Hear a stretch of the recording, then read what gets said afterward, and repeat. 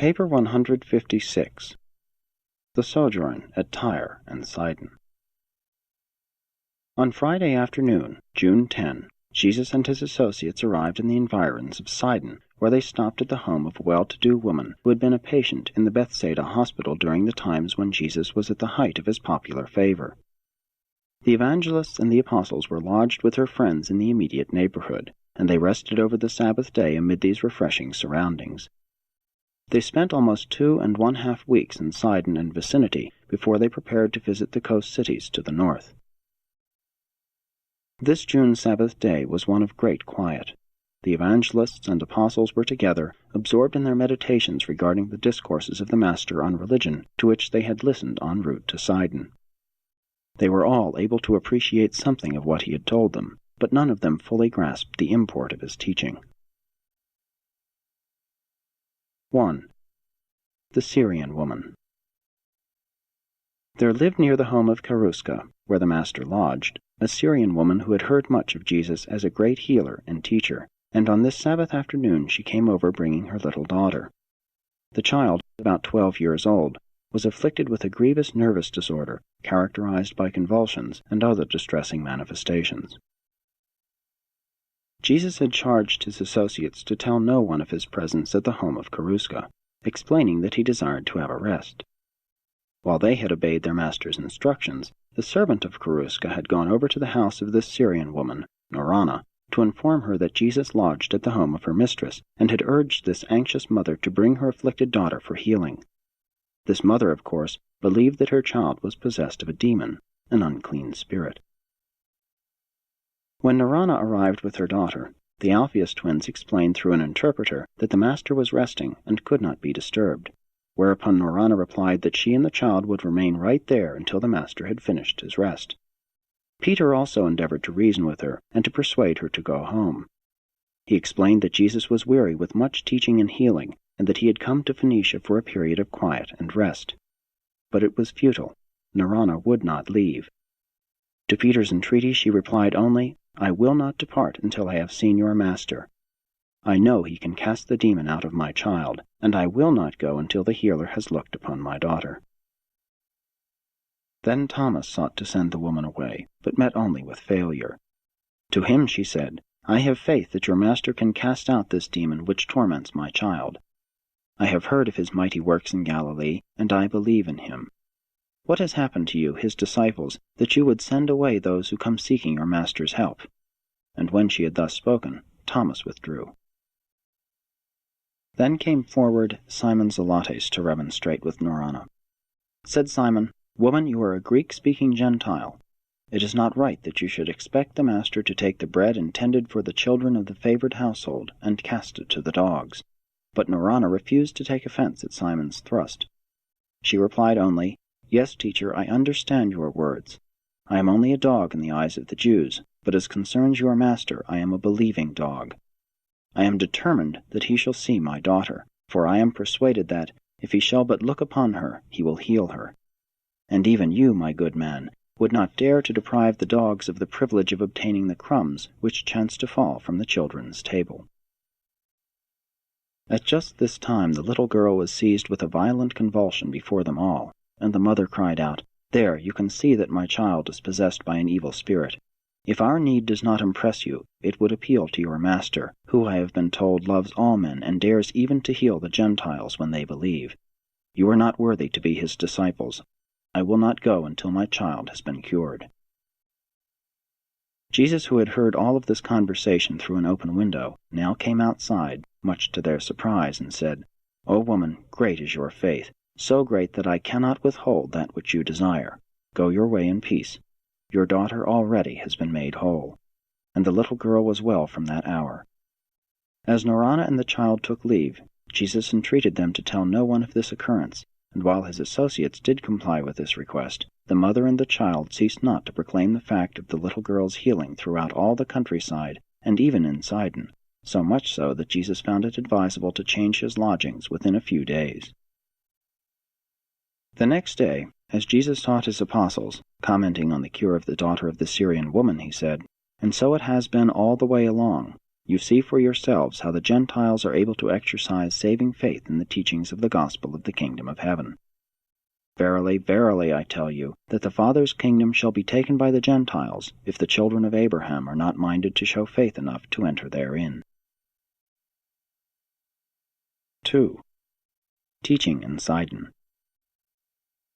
In entering Sidon, Jesus and his associates passed over a bridge, the first one many of them had ever seen. As they walked over this bridge, Jesus, among other things, said, "This world is only a bridge. You may pass over it, but you should not think to build a dwelling place upon it." As the 24 began their labors in Sidon, Jesus went to stay in a home just north of the city, the house of Justa and her mother Bernice. Jesus taught the 24 each morning at the home of Justa, and they went abroad in Sidon to teach and preach during the afternoons and evenings. The apostles and the evangelists were greatly cheered by the manner in which the Gentiles of Sidon received their message. During their short sojourn, many were added to the kingdom. This period of about 6 weeks in Phoenicia was a very fruitful time in the work of winning souls, but the later Jewish writers of the Gospels were wont lightly to pass over the record of this warm reception of Jesus' teachings by these Gentiles at this very time, when such a large number of his own people were in hostile array against him. In many ways, these Gentile believers appreciated Jesus' teachings more fully than the Jews. Many of these Greek-speaking Syrophoenicians came to know not only that Jesus was like God, but also that God was like Jesus. These so-called heathen achieved a good understanding of the Master's teachings about the uniformity of the laws of this world and the entire universe. They grasped the teaching that God is no respecter of persons, races, or nations, that there is no favoritism with the universal Father, that the universe is wholly and ever law-abiding and unfailingly dependable. These Gentiles were not afraid of Jesus. They dared to accept his message. All down through the ages, men have not been unable to comprehend Jesus. They have been afraid to. Jesus made it clear to the 24 that he had not fled from Galilee because he lacked courage to confront his enemies. They comprehended that he was not yet ready for an open clash with established religion, and that he did not seek to become a martyr. It was during one of these conferences at the home of Justa that the Master first told his disciples that, "Even though heaven and earth shall pass away, my words of truth shall not." The theme of Jesus' instructions during the sojourn at Sidon was spiritual progression. He told them they could not stand still. They must go forward in righteousness or retrogress into evil and sin. He admonished them to forget those things which are in the past while you push forward to embrace the greater realities of the kingdom. He besought them not to be content with their childhood in the gospel, but to strive for the attainment of the full stature of divine sonship in the communion of the Spirit and in the fellowship of believers. Said Jesus, "My disciples must not only cease to do evil, but learn to do well. You must not only be cleansed from all conscious sin, but you must refuse to harbor even the feelings of guilt. If you confess your sins, they are forgiven. Therefore must you maintain a conscience void of offense." Jesus greatly enjoyed the keen sense of humor which these Gentiles exhibited. It was the sense of humor displayed by Norana, the Syrian woman, as well as her great and persistent faith, that so touched the Master's heart and appealed to his mercy. Jesus greatly regretted that his people, the Jews, were so lacking in humor. He once said to Thomas, "My people take themselves too seriously. They are just about devoid of an appreciation of humor." The burdensome religion of the Pharisees could never have had origin among a people with a sense of humor. They also lack consistency. They strain at gnats and swallow camels. 3. The journey up the coast. On Tuesday, June 28, the Master and his associates left Sidon, going up the coast to Porphyrion and Heldua. They were well received by the Gentiles, and many were added to the kingdom during this week of teaching and preaching. The apostles preached in Porphyrion, and the evangelists taught in Heldua. While the 24 were thus engaged in their work, Jesus left them for a period of 3 or 4 days, paying a visit to the coast city of Beirut, where he visited with a Syrian named Malach, who was a believer, and who had been at Bethsaida the year before. On Wednesday, July 6th, they all returned to Sidon and tarried at the home of Justa until Sunday morning, when they departed for Tyre, going south along the coast by way of Sarepta, arriving at Tyre on Monday, July 11. By this time the apostles and the evangelists were becoming accustomed to working among these so-called Gentiles, who were, in reality, mainly descended from the earlier Canaanite tribes of still earlier Semitic origin. All of these people spoke the Greek language. It was a great surprise to the apostles and evangelists to observe the eagerness of these Gentiles to hear the gospel and to note the readiness with which many of them believed. 4. At Tyre. From July 11 to July 24 they taught in Tyre. Each of the apostles took with him one of the evangelists, and thus 2 and 2 they taught and preached in all parts of Tyre and its environs. The polyglot population of this busy seaport heard them gladly, and many were baptized into the outward fellowship of the kingdom. Jesus maintained his headquarters at the home of a Jew named Joseph, a believer, who lived 3 or 4 miles south of Tyre, not far from the tomb of Hiram, who had been king of the city-state of Tyre during the times of David and Solomon. Daily, for this period of 2 weeks, the apostles and evangelists entered Tyre by way of Alexander's Mole to conduct small meetings, and each night most of them would return to the encampment at Joseph's house south of the city. Every day believers came out from the city to talk with Jesus at his resting place. The Master spoke in Tyre only once, on the afternoon of July 20, when he taught the believers concerning the Father's love for all mankind and about the mission of the Son to reveal the Father to all races of men. There was such an interest in the gospel of the kingdom among these Gentiles that, on this occasion, the doors of the Melkarth temple were opened to him, and it is interesting to record that in subsequent years a Christian church was built on the very site of this ancient temple.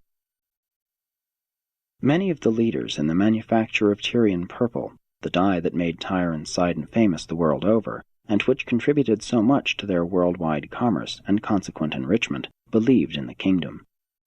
When, shortly thereafter, the supply of the sea animals which were the source of this dye began to diminish, these dye-makers went forth in search of new habitats of these shellfish. And thus, migrating to the ends of the earth, they carried with them the message of the fatherhood of God and the brotherhood of man, the gospel of the kingdom. 5. Jesus' teaching at Tyre. On this Wednesday afternoon, in the course of his address, Jesus first told his followers the story of the white lily, which rears its pure and snowy head high into the sunshine, while its roots are grounded in the slime and muck of the darkened soil beneath. Likewise, said he, mortal man, while he has his roots of origin and being in the animal soil of human nature, can, by faith, raise his spiritual nature up into the sunlight of heavenly truth, and actually bear the noble fruits of the Spirit. It was during this same sermon that Jesus made use of his first and only parable having to do with his own trade, carpentry. In the course of his admonition to build well the foundations for the growth of a noble character of spiritual endowments, he said, in order to yield the fruits of the Spirit, you must be born of the Spirit. You must be taught by the Spirit and be led by the Spirit, if you would live the Spirit-filled life among your fellows. But do not make the mistake of the foolish carpenter, who wastes valuable time squaring, measuring, and smoothing his worm-eaten and inwardly rotting timber, and then, when he has thus bestowed all of his labor upon the unsound beam, must reject it as unfit to enter into the foundations of the building which he would construct to withstand the assaults of time and storm. Let every man make sure that the intellectual and moral foundations of character are such as will adequately support the superstructure of the enlarging and ennobling spiritual nature, which is thus to transform the mortal mind, and then, in association with that recreated mind, is to achieve the evolvement of the soul of immortal destiny. Your spirit nature, the jointly created soul, is a living growth, but the mind and morals of the individual are the soil from which these higher manifestations of human development and divine destiny must spring. The soil of the evolving soul is human and material, but the destiny of this combined creature of mind and spirit is spiritual and divine. On the evening of this same day, Nathanael asked Jesus, Master, why do we pray that God will lead us not into temptation, when we well know from your revelation of the Father that he never does such things? Jesus answered Nathanael, It is not strange that you ask such questions, seeing that you are beginning to know the Father as I know him, and not as the early Hebrew prophets so dimly saw him. You well know how our forefathers were disposed to see God in almost everything that happened. They looked for the hand of God in all natural occurrences and in every unusual episode of human experience. They connected God with both good and evil. They thought he softened the heart of Moses and hardened the heart of Pharaoh. When man had a strong urge to do something good or evil, he was in the habit of accounting for these unusual emotions by remarking, "The Lord spoke to me, saying, 'Do thus and so,' or 'Go here and there.'" Accordingly, since men so often and so violently ran into temptation, it became the habit of our forefathers to believe that God led them thither for testing, punishing, or strengthening. But you indeed now know better. You know that men are all too often led into temptation by the urge of their own selfishness, and by the impulses of their animal natures. When you are in this way tempted, I admonish you that, while you recognize temptation honestly and sincerely for just what it is, you intelligently redirect the energies of spirit, mind, and body, which are seeking expression, into higher channels and toward more idealistic goals. In this way may you transform your temptations into the highest types of uplifting mortal ministry, while you almost wholly avoid these wasteful and weakening conflicts between the animal and spiritual natures.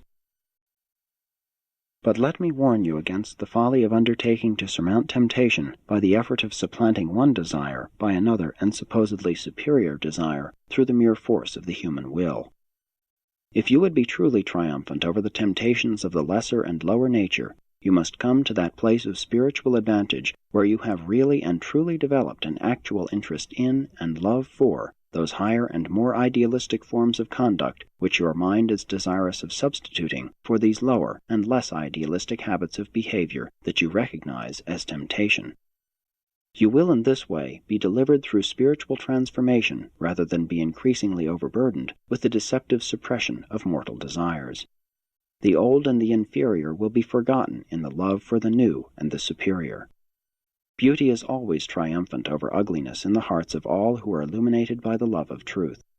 There is mighty power in the expulsive energy of a new and sincere spiritual affection. And again I say to you, be not overcome by evil, but rather overcome evil with good. Long into the night the apostles and evangelists continued to ask questions, and from the many answers we would present the following thoughts, restated in modern phraseology. Forceful ambition, intelligent judgment, and seasoned wisdom are the essentials of material success. Leadership is dependent on natural ability, discretion, willpower, and determination. Spiritual destiny is dependent on faith, love, and devotion to truth, hunger and thirst for righteousness, the wholehearted desire to find God and to be like Him. Do not become discouraged by the discovery that you are human. Human nature may tend toward evil, but it is not inherently sinful. Be not downcast by your failure wholly to forget some of your regrettable experiences. The mistakes which you fail to forget in time will be forgotten in eternity.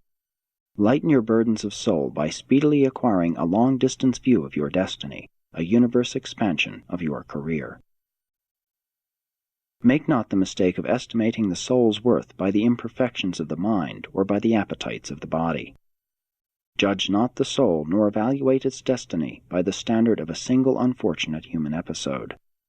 Your spiritual destiny is conditioned only by your spiritual longings and purposes. Religion is the exclusively spiritual experience of the evolving immortal soul of the God-knowing man, but moral power and spiritual energy are mighty forces which may be utilized in dealing with difficult social situations and in solving intricate economic problems. These moral and spiritual endowments make all levels of human living richer and more meaningful. You are destined to live a narrow and mean life if you learn to love only those who love you. Human love may indeed be reciprocal, but divine love is outgoing in all its satisfaction-seeking. The less of love in any creature's nature, the greater the love need, and the more does divine love seek to satisfy such need. Love is never self-seeking, and it cannot be self-bestowed. Divine love cannot be self-contained, it must be unselfishly bestowed.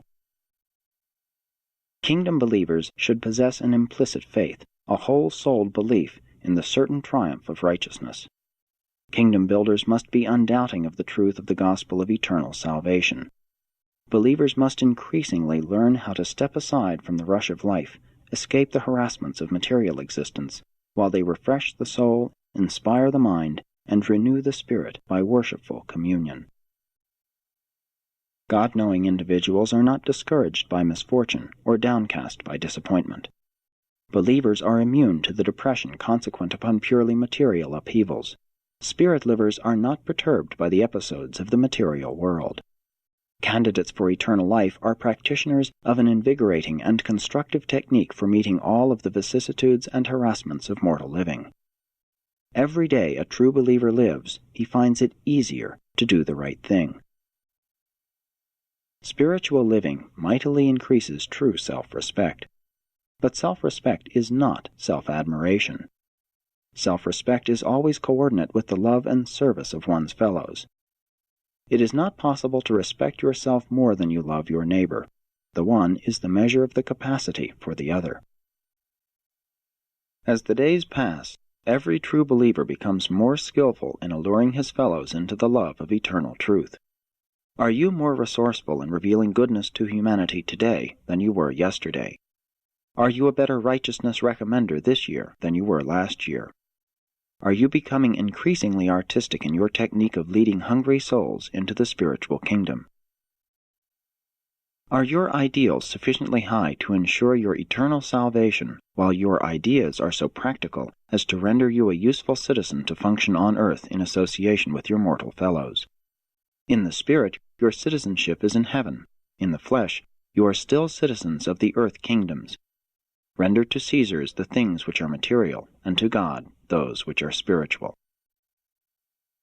The measure of the spiritual capacity of the evolving soul is your faith in truth and your love for man, but the measure of your human strength of character is your ability to resist the holding of grudges and your capacity to withstand brooding in the face of deep sorrow. Defeat is the true mirror in which you may honestly view your real self. As you grow older in years and more experienced in the affairs of the kingdom, are you becoming more tactful in dealing with troublesome mortals, and more tolerant in living with stubborn associates? Tact is the fulcrum of social leverage, and tolerance is the earmark of a great soul.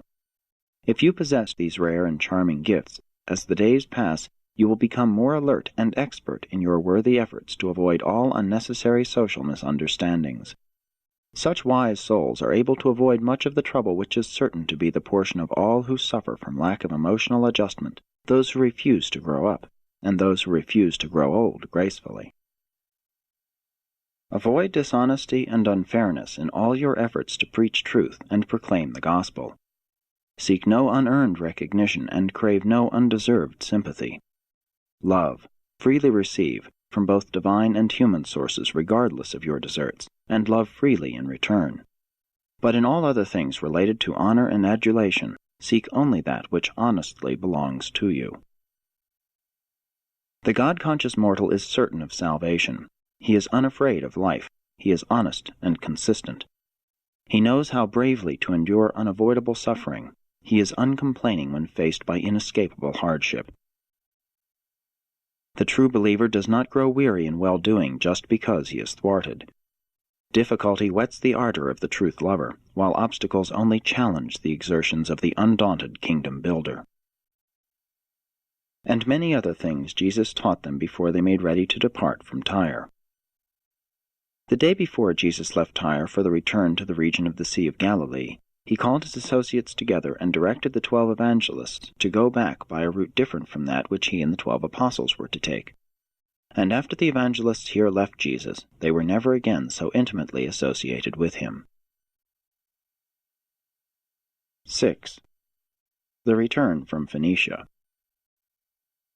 About noon on Sunday, July 24, Jesus and the 12 left the home of Joseph, south of Tyre, going down the coast to Ptolemais. Here they tarried for a day, speaking words of comfort to the company of believers resident there. Peter preached to them on the evening of July 25. On Tuesday they left Ptolemais, going east inland to near Jotapata by way of the Tiberias road. Wednesday they stopped at Jotapata and instructed the believers further in the things of the kingdom. Thursday they left Jotapata, going north on the Nazareth-Mount Lebanon trail to the village of Zebulun by way of Ramah.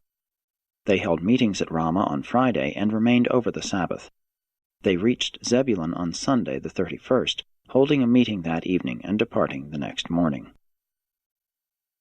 Leaving Zebulun, they journeyed over to the junction with the Magdala-Sidon road near Gishala, and thence they made their way over to Gennesaret on the western shores of the Lake of Galilee, south of Capernaum, where they had appointed to meet with David Zebedee, and where they intended to take counsel as to the next move to be made in the work of preaching the gospel of the kingdom. During a brief conference with David, they learned that many leaders were then gathered together on the opposite side of the lake near Keressa, and accordingly, that very evening a boat took them across. For one day they rested quietly in the hills, going on the next day to the park nearby, where the Master once fed the 5,000. Here they rested for 3 days, and held daily conferences, which were attended by about 50 men and women, the remnants of the once numerous company of believers resident in Capernaum and its environs. While Jesus was absent from Capernaum and Galilee, the period of the Phoenician sojourn, his enemies reckoned that the whole movement had been broken up, and concluded that Jesus' haste in withdrawing indicated he was so thoroughly frightened that he would not likely ever return to bother them. All active opposition to his teachings had about subsided. The believers were beginning to hold public meetings once more, and there was occurring a gradual but effective consolidation of the tried and true survivors of the great sifting through which the gospel believers had just passed.